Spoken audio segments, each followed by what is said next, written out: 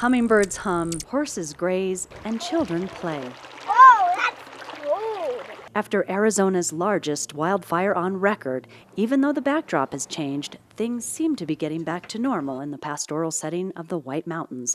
That is, until it rains. We used to see the rain as being peaceful, healthy for our world that we live in, and now it turns your life upside down. Tom Tilford and his neighbors in Greer survived the 500,000-acre Wallow fire, but today they prepare for floods. The first flow was at least 2 to 2.5 feet deep, and it spanned out 30, 40, it spanned out the length of this area. Sandbags are part of the landscape now, piled high against homes and businesses as folks here try to hold back flash floods and eroding mountainsides. This burned soil doesn't absorb water anymore.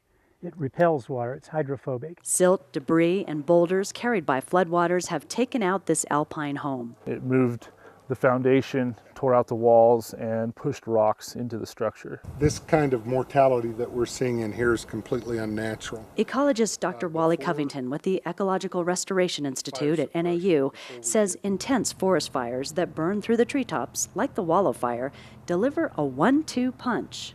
A lot of people focus on just the immediate impacts of these large unnatural fires that we've been having, and that's devastating. It's devastating, of course, immediately to wildlife habitat and to human habitats, but there's a secondary impact that people are often unaware of, and that is that we start having major flood events. Major flood events still occur in Flagstaff a year after the Schultz fire.